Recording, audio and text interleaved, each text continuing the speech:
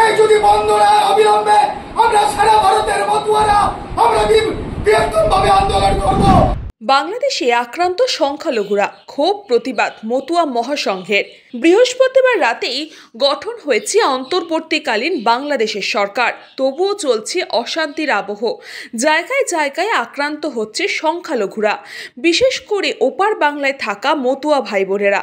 এবার সেই অভিযোগে গর্জে উঠল এপারে থাকা মতুয়া মহাসংঘ। এদিন ঠাকুরনগর ঠাকুরবাড়িতে সাংবাদিক সম্মেলন করে সংখ্যালঘুর ওপর নির্মম অত্যাচারের প্রতিবাদ জানান কয়েকশো মতুয়া ভক্ত। অল ইন্ডিয়া মহাসংঘের সম্পাদক সুরেন্দ্রনাথ গাইন বলেন, বাংলাদেশে আক্রান্ত সংখ্যালঘু হিন্দুরা, বিশেষ করে আমাদের মতুয়া ভাই বোনেরা পুড়িয়ে মারা হচ্ছে, হিন্দু মন্দির হিন্দু বাড়ি জ্বালিয়ে দেওয়া হচ্ছে, চলছে অবাধে লুটপাট, হিন্দু মা বোনদের ধর্ষণ করে খুন করা হচ্ছে। সোশ্যাল মিডিয়া তার ছবি পরিষ্কার। আমরা এই অত্যাচারের বিরুদ্ধে তীব্র ধিক্কার জানাচ্ছি। অবিলম্বে সংখ্যালঘুদের ওপর অত্যাচার বন্ধ হোক, শান্তি ফিরে আসুক। পাশাপাশি এই স্পর্শকাতর বিষয়টি বিশেষ নজর দেওয়ার জন্য ভারত সরকারকে আবেদনও জানিয়েছেন তারা।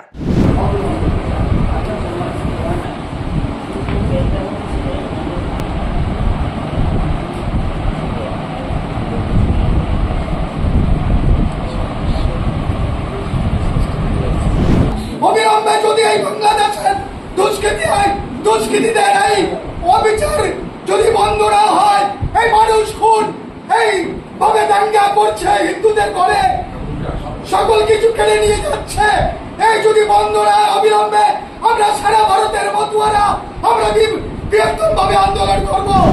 গত জুলাই মাসের 6 তারিখ থেকে বাংলাদেশে ছাত্র আন্দোলন, কোটার বিরুদ্ধে একটা আন্দোলন শুরু হয়।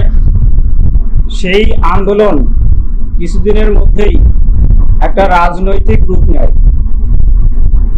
আবার দেখা যায় সেই রাজনৈতিক রূপ থেকে একটা সাম্প্রদায়িক দাঙ্গা হিসেবে রূপ ধারণ করেছে বর্তমান। গত আগস্ট মাসের 5 তারিখ বাংলাদেশের প্রধানমন্ত্রী পদত্যাগ করার পর, যখনই তিনি বাংলাদেশ থেকে পদত্যাগ করে ভারতে চলে আসবেন, তারপর থেকে বিশেষ করে বাংলাদেশে যারা সংখ্যালঘু হিন্দু, তাদের উপর লাগাতার একটা অত্যাচার চলে আসছে এখন অবধি।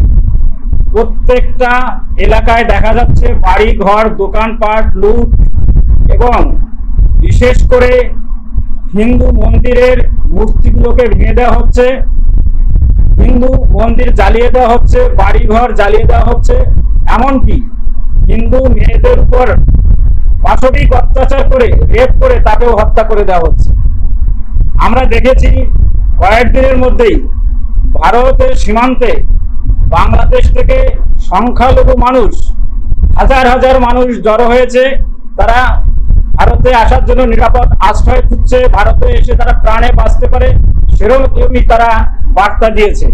আমরা আপনাদের ডেকেছি, আপনাদের মাধ্যমে আমাদের ভারতবর্ষের মাননীয় যশস্বী প্রধানমন্ত্রী নরেন্দ্র দামোদর দাস মোদীজির কাছে বার্তা পৌঁছে যাক, এবং বাংলাদেশের বর্তমান যে সরকার, অভ্যন্তরীণ সরকার গঠন হয়েছে, সেই সরকারের প্রধান যিনি, তার কাছে এই বার্তা পৌঁছে যাক।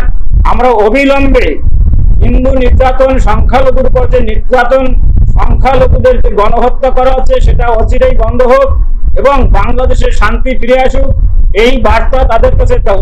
তার জন্যই আজকের এই প্রেস সম্মেলন আমরা আয়োজন করেছি। ব্যুরো রিপোর্ট, নিউজ পঙ্গু টাইম।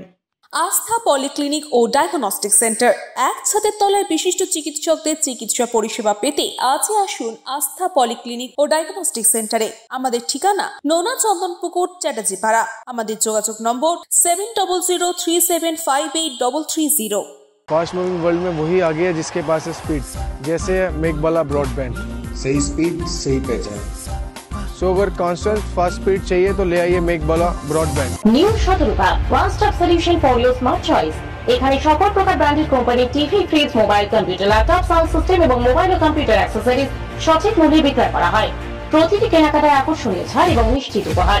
ঠিকানা ইন্দ্রলোক সোদপুর কলকাতা 110 এবং মুরাগাছা সোদপুর কলকাতা 111।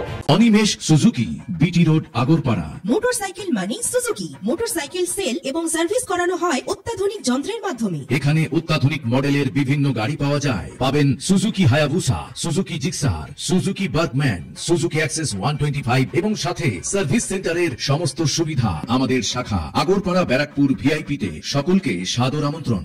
ওম সাই ব্যাংকুয়েট অ্যান্ড গেস্ট হাউস।